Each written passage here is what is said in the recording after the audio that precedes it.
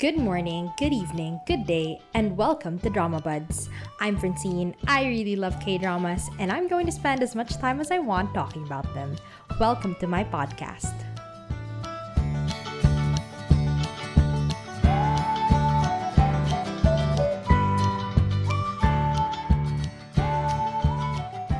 So, hello everyone. Welcome to a brand new year with Dramabuds.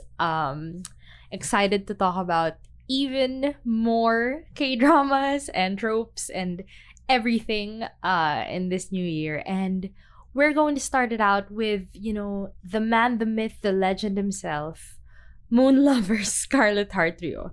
And I'll just call it Scarlet Heart from now on because that's how we all know it.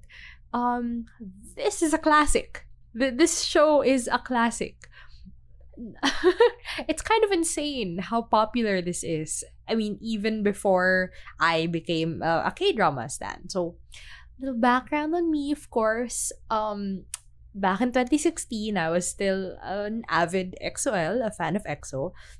And so all I knew back then was that it was popular because Baekhyun, the member of EXO, was here, and that the ending was sad. So that's all I know about this show. Little did I know, 4 years later, my sister would be watching it and she'd be wrecked by it and telling me, just watch Scarlet Heart, watch it. And I'm just like, I looked at one clip and it looked like trash. I mean, I think it was the scene where Wangso or IU, IU or Lee Jung-gi, one of them chased after the other person in this house and then they confessed to each other or something, and it's just like close up after close up, and I thought, this looks terrible. How could you watch a show that is almost entirely composed of close ups?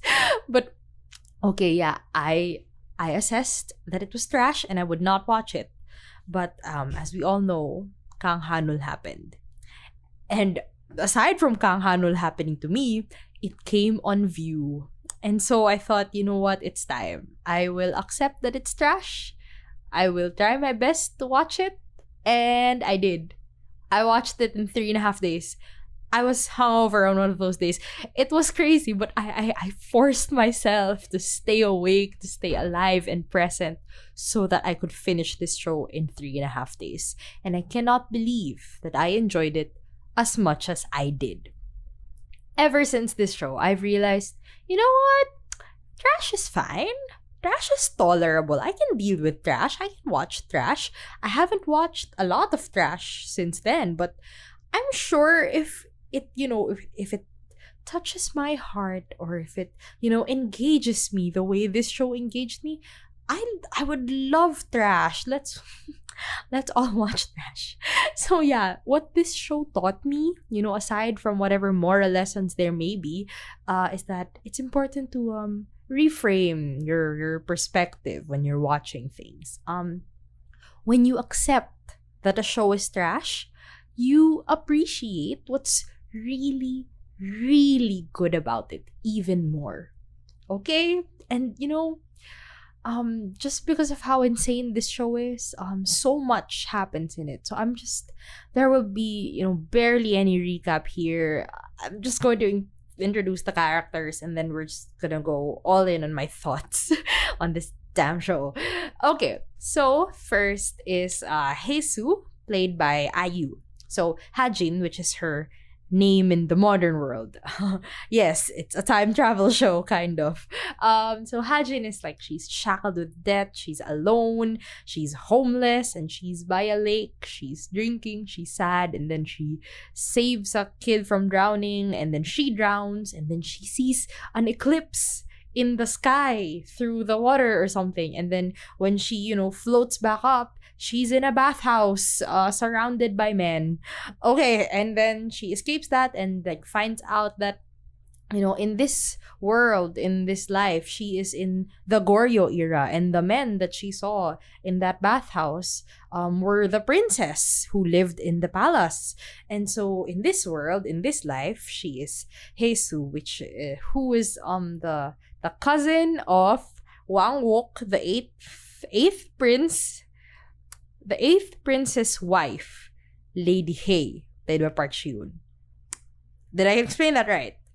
She is the cousin of the wife of the 8th prince. So she lives in the 8th princess residence. All right. And so, basically the show is about, in her story, it's about how she adjusts to life in the palace with all these princes. Seems simple enough, right? So at first, she's very confused. She's very naive. She's a modern gal suddenly thrust into the world of the Goryeo era. So yeah, it makes sense that she's very stupid and she doesn't know anything. So it's fine. But she's very cheerful and all, and she's different from all the timid, the manipulative, careful women out there, and so she attracts many of the princes. Namely Wang Un, played by Byun Baekhyun, Wang Wook, of course, played by Kang Ha Nul, and Wang So, played by Lee Jun Gi, who we will talk about later. And the prince that Jisoo plays, but that's barely explored, so I won't even. Okay, so, things happen to her, obviously, as most things should happen in a show. So things happen to Haesoo, and, it's a lot of traumatizing stuff, a lot of life-threatening stuff, and she just becomes, a more reserved person as she adjusts to the palace and its various dangers and all. And, it would be kind of weird that she started out so, like, cheerful and happy-go-lucky, and then she just becomes, like, this very timid, very quiet, court lady person. But, the show has a ton of time skips. Sometimes, I think it's, like, there was a time skip every other episode for, like, a while. It was pretty insane. And it's like, oh, in the middle of an episode, we've moved 3 years in the future. All right. But my point is, because of all these time skips, it kind of makes sense why her character, transforms so much throughout, the 20 episodes of this show. And what else is there about Haesoo? She kind of had a romantic relationship with Wang Wook for most of the show, and she was, coming from, like, just the cousin of the wife to, she became a servant, then she became a court lady, and she was pretty much powerless for, like, most of the show, and it made sense that she was very, like, dependent on, Wang Wook. But as she becomes, like, a court lady, and then the head court lady, and kind of has her own power and, I guess, influence on the emperor, and she becomes a more independent and confident person. Not, cheerful and naive, or just, like, tired and reserved. Like, she becomes quiet but competent and confident. So yeah, that's kind of Haesoo's story-ish. She's not, like, a superwoman. She's not a strong female character or anything, but she has her strengths. That's Haesoo.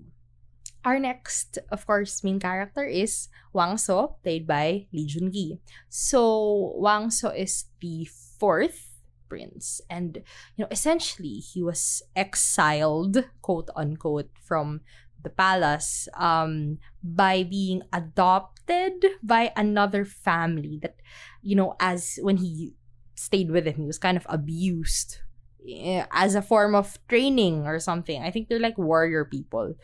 I'm not entirely sure. It's been months since I watched the show. But yeah. And, why was he exiled in the first place? Well, he was shunned essentially by everyone because he wears a mask. And that mask hides a scar on his left eye. And so, like, essentially just by wearing a mask, you're hiding something about yourself. You're hiding a flaw, an imperfection in a society that values beauty and perfection, especially, from the royal family. Yeah, and, he's constantly shunned by his mother, who prefers her other sons, with the emperor. So he has brothers, like full brothers that are also princess, yeah. And yeah, he deals with that. And he also deals with his journey towards becoming the fourth king of the Goryeo dynasty. And so when we first meet Wang So, he's coming from that family that adopted him and essentially turned him into a killing machine. And so he's seen as like cruel and cold and dangerous, essentially. Like, stay away from this prince, even if he's a prince. And like, given everything he's been through and how they've like ostracized him and shunned him from his mask, like, people don't actually know there's a scar behind that mask, but they just assume that there's something ugly under there. So he's probably ugly somehow. And so he's not fit to be in our perfect world. Given all of that, it makes sense why he's so cold and why he's so gruff and why he kind of fit in with the abusive, violent family that, adopted him. But, of course, his heart softens when he falls in love with Hesu. And then the struggle becomes, choosing between his love for her and his role as the emperor. So that's the only recap I'm going to give you because I cannot. This show is insane. By I don't know, episode 2, there was already an assassination attempt on the emperor or something, okay? By episode 6, life was miserable. Jesus was probably being sold off as the next empress. I mean, the next wife of the emperor or something. I'm pretty sure that happened at around that time period. I mean, that episode. So, yeah, this show's crazy. I cannot summarize the plot. But I will talk about my thoughts because I have quite a lot of thoughts. Let's start with what makes me call this show trash. I call it trash lovingly. Please do not be defensive. I love this show. I call it trash because I love this piece of trash. Okay? Forgive my words, but they are loving. So, the bad. The bad in this show, flat out, the cinematography is just terrible. I mean, you watch a few clips from it and it's probably, 75% close-ups. And you know what's annoying? Is I heard that this show had one of the highest budgets, in K-dramas ever. I mean, not ever, but like at the time. And so, they had this huge elaborate set. They all had a bunch of costumes. Like, the princess had individual costumes. Like, they had matching costumes with their own, like, signature color in it. It's kind of cute, except, the costumes kind of looked ugly and cheap. But moving on, the cinematography was just so bad. Like, there were so many close-ups. And I don't understand why. Like, what did you spend the budget on? Their skincare? So that, they would look good in all the close-ups that you're using? It's like, it also didn't help that we watched it on View.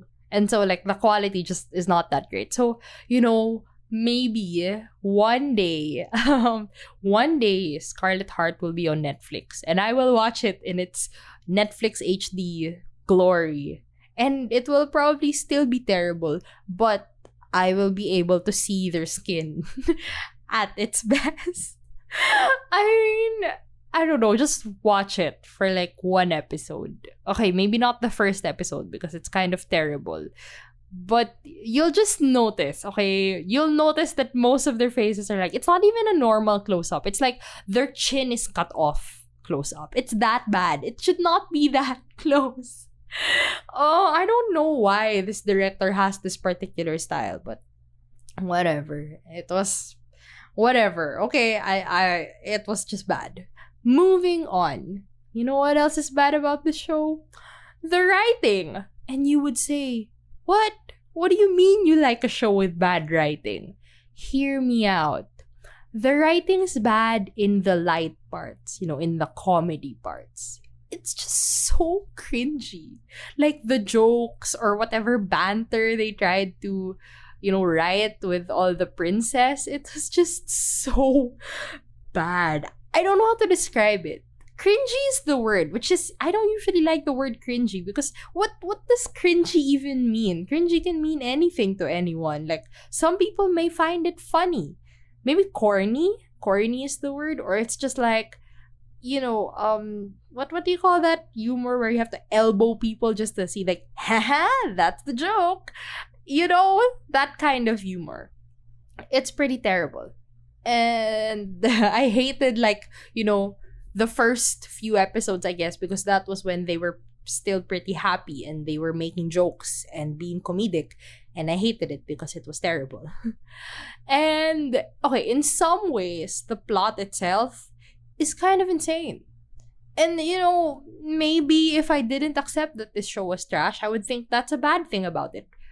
I mean, okay, it's bad because it's kind of insane. And so if you don't come in with the right expectations that it's trash, you would be taken aback by how fast things are moving.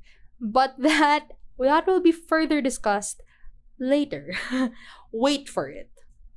So another, negative point about this show, the acting. And now, calm down, everyone. Calm down. Okay, first, I just have to put it out there.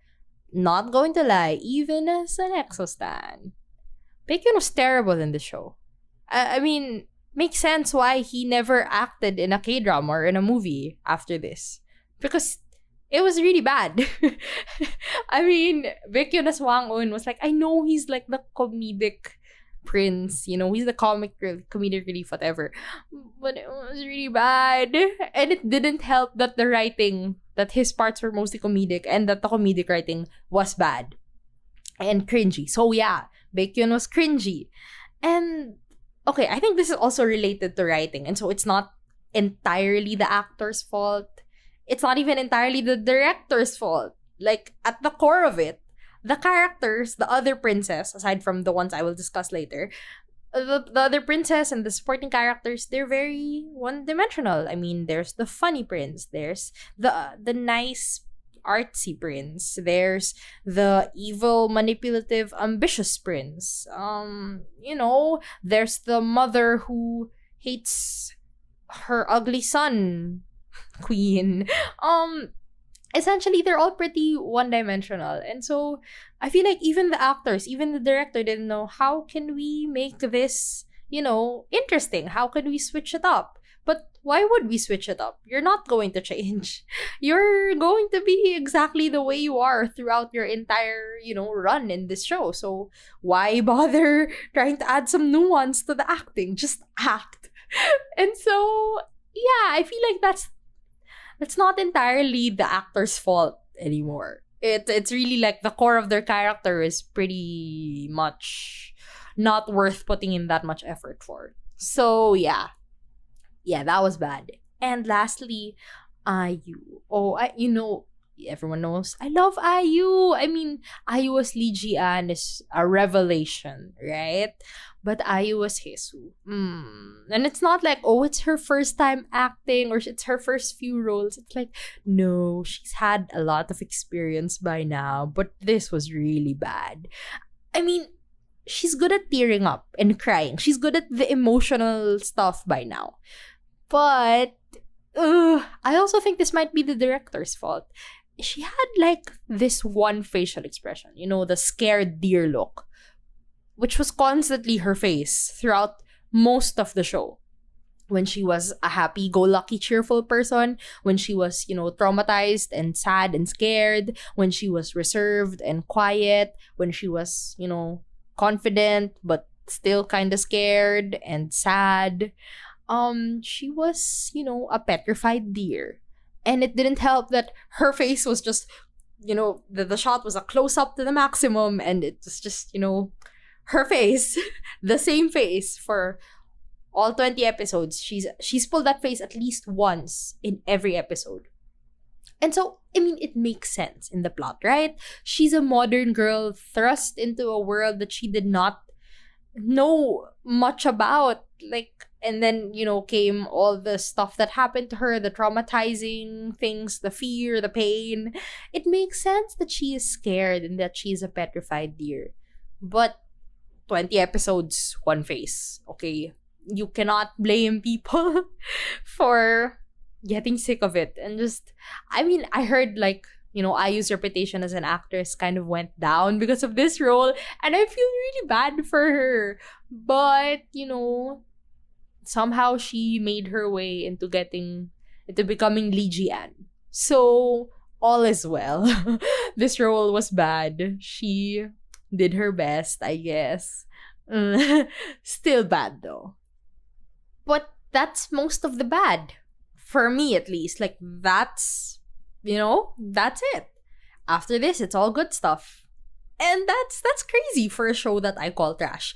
Okay, first great thing about the show. Not even great, like amazing, legendary. The OST of the show. It's just for me one of the best OSTs of all time. OG best. All songs are bops. I still listen to it nowadays. Even the sad song, even the death song, where Lady Hey and Lady O and Wang Un, I think. Oh, spoiler. Yeah, I'm sorry, Bitcoin guys. Once again, should I even put spoiler alerts? But yeah, a lot of people die and then this sad song plays. Even that song, I listen to it when it, comes up in the playlist. But just really one of the best OSTs ever. Even if it doesn't entirely fit into, a Saguk show, like, so what? They're bops. So, yeah, my favorite OST of all time. Next great thing about this show, the plot. Francine, didn't you just say the writing was bad? I said the writing. Didn't say the plot was bad. Okay, so if I could describe the plot of Scarlet Heart in one word, it would be wild. The show is wild. It's super wild. And because it's so wild, it's never boring. Like within the first episode, I was like, wow, this show is very engaging. Despite all the terrible things about it. Very engaging. Plot lines finish in like 2 to 3 episodes. Yeah, by the next episode or the episode after that, like we're done discussing this problem. We're done discussing this political issue or this manipulative move by one of the princess or the queen. We're done. We're moving on, guys. Or maybe there was another time skip. Maybe there were 2 time skips in the span of 3 episodes. Who knows? But, if Startup were written with this pacing, they would have revealed the truth behind the letters by episode 4. And, by episode 10, like, they would be going against a huge tech conglomerate for some reason. Who knows? My point is, if every show were written like Scarlet Heart or paced like Scarlet Heart, we would be getting so much done, It's just like crossing things out of a list. It's like, okay, plot point 1, 2, 3, 4, 5, immediately cross it all out within one episode. It's cool.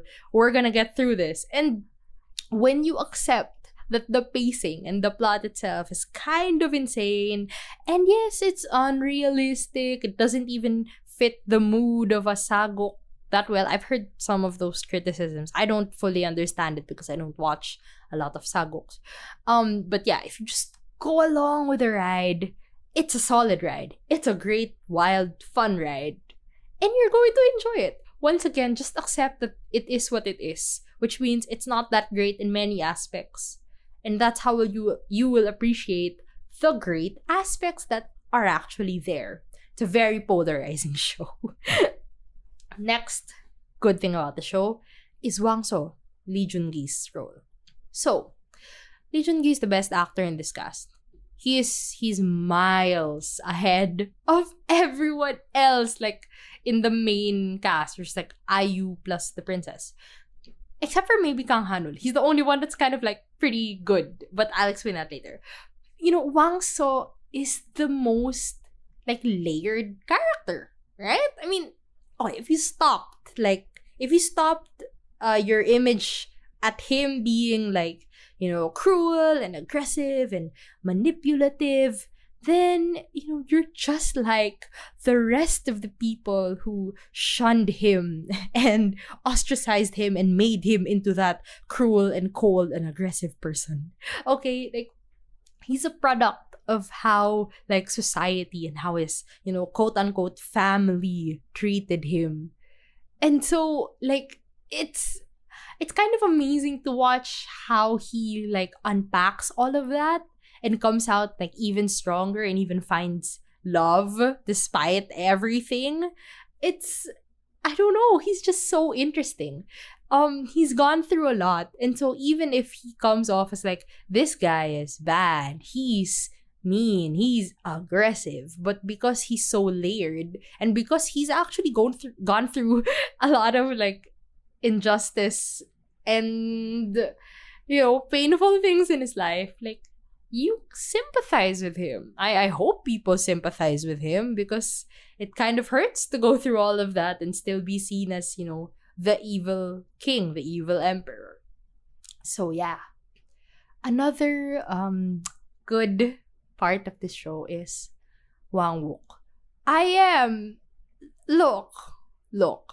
It's not just because Wang Wook is Kang Hanul's character.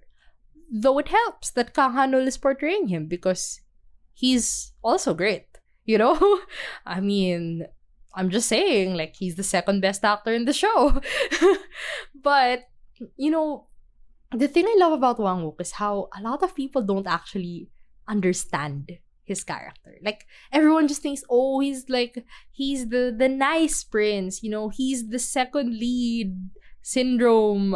He's the one that got away. He should have ended up with Jesus because he's so kind and perfect and loving and all that.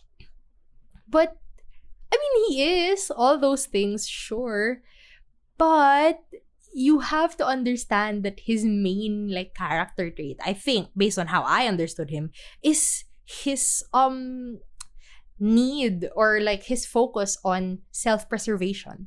Like, despite everything, what's most important to him is that he preserves his safety, his family's safety, their position and their power, It's like, okay, you could see him as like this extremely kind person, right? And then suddenly, in some episode that I forgot, he started siding with Wang Yo, Hong Jong-yoon's character, who is, obviously the evil prince with the, crazy guy liner and whatever. Like, you'd think, oh, so all this time, was Wang Wook evil? It's like, no, he wasn't evil all along. He sided with Wang Yo in that instance because that was the position that would most benefit him and his family. Okay? And like, here's the thing with him and Jesus and why it was just never going to happen. Yes, Wang Wook is kind.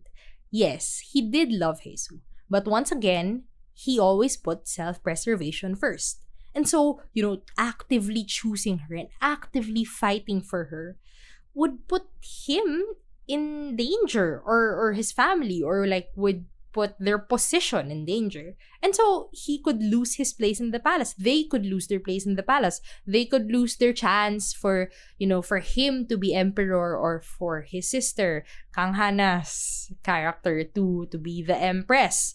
So it's like, he was never going to risk everything for Jesus, who by now was not really affiliated with the He family, the He clan.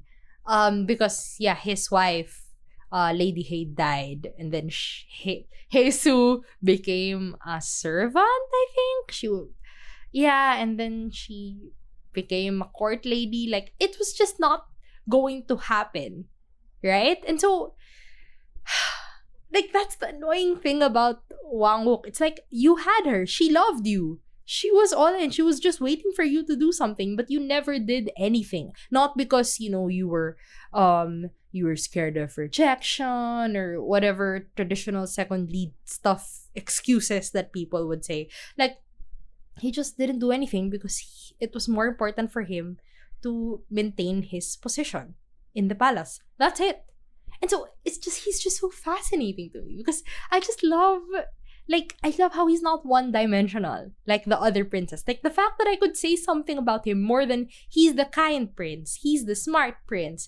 He's not just that, And then, it helps that he got a lot of screen time and he got the almost love line. And now that we have discussed the love line, it's time to talk about the love triangle. You know, Wang Wook is, once again, one of those like classic second lead syndrome characters. Like Jungwon from Reply 1988, Jung Hae-in's character from While You Were Sleeping, I don't know his name. Most of Jisoo's characters, Han Ji Pyong in Startup, yes. But unlike those other like second leads, he didn't necessarily lose to the main lead because, he never told her how he felt, or he was always just seen as a friend, like stuff like that. None of those. He had her, right? For most of the show until like episode 12.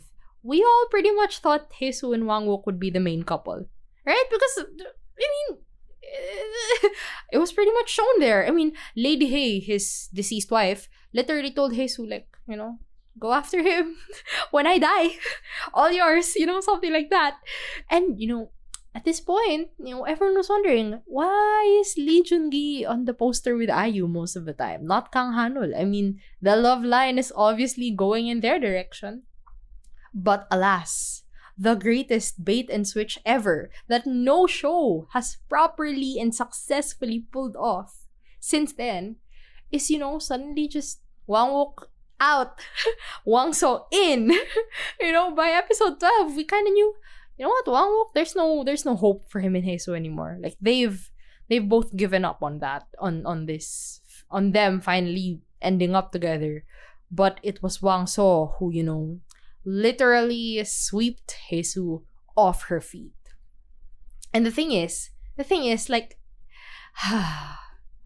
despite all the problematic things in the start of Haesoo and Wang So's like romantic relationship, it's very classic K-drama, the kind of forced kiss and the sweeping her off her feet non-consensually.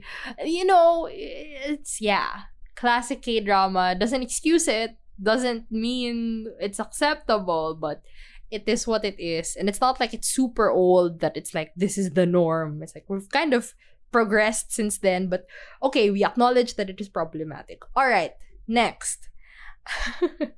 Okay, but at the start of their relationship, you don't know how the hell will Haesoo eventually fall in love with Wang So, like for real, because she was kind of dealing with I forgot if like this happened before episode 12, so Wang Wook still kind of had a chance. I forgot when this entire incident happened, but essentially we didn't know how she would fall from Wang Wook, this super kind, super caring prince, and then suddenly she's going to fall in love with Wang So. Like, we don't know how that's going to happen. But wait, just when you look back, when you really look at the development of Wang So and Haesoo's relationship, it's really, it's about Wang So finally feeling seen and accepted by someone. It's like everyone runs away from him. And yeah, of course, Haesoo was afraid of him at the start because that's what everyone was telling her to feel or to be like towards him. But then, he was the only person who like she could banter with freely. She was the only person who he could banter with and stuff. And like they were really cute and friendly almost. Right? Like, even when Haesoo said like she was feeling alone in the palace, I'm not entirely sure if I remember this right. The scene, right? Like, it's really beautiful. The one with the door in the big tree and the lake. If you watch the show, you know exactly what shot I'm talking about. I forgot if this is that conversation, but like something about how she's not alone in the palace because, Wang So is here. So, yeah, like, I see how Wang So fell in love with Haesoo because Haesoo's the one who kind of empowered him to, take off his mask, and like she was the one who taught him how to put on makeup, and like that's what gave him, essentially like not the free pass. What do you call it? Like it empowered him to finally take charge and kind of, hide whatever scar, whatever imperfection was there that made him be shunned by everyone around him. Like, he was able to take off his mask and rise to power, essentially, and like, essentially believe in himself that he won't be held back by this scar or by this mask, essentially. So he falls for her. That makes total sense. Totally. But she falls for him because after, years and years of like promises with Wang Wook, like, all Wang Wook does is just, tell her promises, make promises to her about how, he'll get her out of this and they'll find a way to be together. But it was all promises, no action. And he never really fought for her. It's like, he could have gotten her years ago if he just, like, I'm not very sure, like, if he just gave everything up for her. Like, if he loved her that much, he would. But once again, as you mentioned, his main character trait is not kindness, guys. It's self-preservation. And so, yeah, none of his promises ever pushed through. But it was Wang So who, the moment he decided that he loved her and that he wanted her, first kiss, sweep her off her feet, take her to the beach. That's it. In the nicer way of saying it, she falls for him because after years of promises but no action from Wang Wook, here comes Wang So who, finally pulls through and fights for her. Even like, to the point when he became emperor, like, she was about to be his queen, his empress. Like, that was almost going to happen, but alas, she had a scar, so she couldn't be an empress or whatever. And like a lot of like the political societal things, and Kang Hana, the Princess Yeonhwa, that's her character, finding a way to become the empress. And then Haesu, even though she loved Wang So, she wouldn't accept that she was going to be a concubine. Like, after all the pain they went through, like, that was what she was going to be officially. And then came the drama with like Chaeryeong dying and her being a traitor. Chaeryeong is her very first maid and basically her closest friend, by the way. And then, Wang So essentially dismissing her death and saying like it had to happen because she was a traitor. Like, don't feel bad, she had to die. And then, Haesu got hurt by that, and then she ran away, and then she was sick, and then okay. Well, there we go. That's most of the last 2 episodes probably. Okay, I digress. I won't go into the plot because there's just too much going on. but yeah, essentially she just falls for him because he finally fights for her. Fights for her even up to the point of almost making her his queen, his empress. Right? Wang Wook would never. He would, his mother would say like, oh no, you have to make this and this person your queen because we need to form an alliance with their noble family or whatever. And Wang Wook would be like, sorry, Haesu, I can't. I don't know. I love him, but despite all the problematic things about Wang So and like the start of his relationship with Haesu, their relationship still makes more sense to me, Wang So and Haesu. And I rooted for them. Yeah, despite Wang Wook being Kang Hanul, despite that, I was still on Wang So's side. And so to me, Wang Wook isn't even like, one of those ultimate second leads. It's like, no, he got his chance, guys, and he blew it. That's his problem. That's not Wang So's problem, okay? And is that it? Oh man. I feel like there should be more, but I mean, the show's kind of crazy and there's a lot of bad. As I mentioned, there is a lot of bad in this show. Like on the technical level, even the writing and the characterization. There's a lot of bad in this show, but the good is great. Like, once again, let me reiterate, when you accept that it's trash, you'll appreciate what's good about it even more. Right? And then sometimes that's life. Scarlet Heart is probably the trashiest show I've watched, but I still haven't watched a lot of the classics, the 2000s classics. I might try. We'll see. But Scarlet Heart is good despite everything. That's all I have to say. Watching Scarlet Heart, it made me tolerate like the terrible cinematography. If it's okay, that's love, right? Same director as this. So you know what? That show, it's okay. That's love is in my top 5. This show, Scarlet Heart is like my top 10 or top 9, I think. So yeah, despite how ugly it looks, I still love these two shows. And so yeah, because I watched Scarlet Heart first before It's Okay That's Love, I would like to thank Scarlet Heart for desensitizing me to how ugly the cinematography is. And so I was able to tolerate that in It's Okay That's Love, and I found one of my favorite shows ever, right? I'm thankful. Thank you, Scarlet Heart. What else?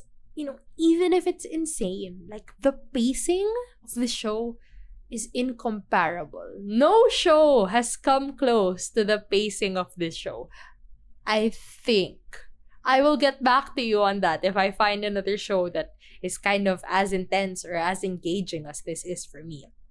But yeah, it's incomparable to anything out there. I haven't watched anything like Scarlet Heart in many ways. And like the impact of this show. Okay, it did not do well locally, obviously. Ratings wise, it was not great. And yeah, it was also not critically acclaimed either.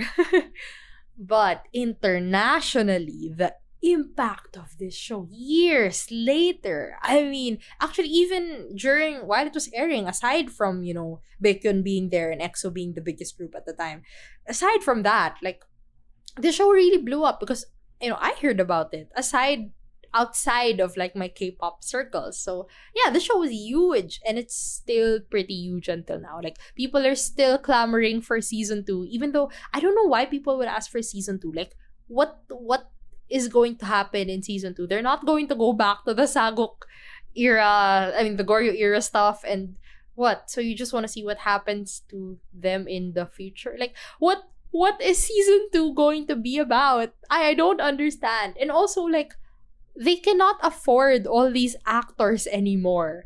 And so, yeah, like, all the people in this cast, essentially, IU and the princess, they're all doing really well right now. They're all pretty, like, famous and pretty popular, except for Hwang Won. But he's back on screen now. He's on Hot Stove League. He's in Awaken. So yeah, he's pretty much also doing okay in his career right now. He's booked. So yeah, all of these people, they're really famous. So yeah, the production company will not be able to afford all of these characters, or at least the surviving ones. Oh wait, no, if we're gonna do the reincarnation timeline, whoa, look at me writing my season 2 of Scarlet Heart. But if we're going to focus on like the modern era reincarnations of them, they could all be alive, right? That's interesting. But once again, what is the point of season 2? If we're just going to focus on the modern era, who knows? I don't know what season 2 beggars are asking for, but okay. I mean, you know what? It's hard to replicate a sensational drama like Scarlet Heart. And despite all its flaws, the many flaws, the fundamental flaws, okay? Despite all of that, I would still recommend this show. It's like, give it the it's trash disclaimer. Like, it's trash. If you accept that, once again, if you accept it, watch it with that mindset and just go along with the ride, I think you'll enjoy this show. So that's it for me. That's my Scarlet Heart episode. I finally did it. I finally talked about Scarlet Heart. Yeah. Once again, I did not think I would like this show, but I did. And it's a ride. I highly recommend it with like a high level of tolerance. Just let things slide and you'll enjoy. So once again, that's it. That's it for me. Thank you so much for tuning in, and see you soon.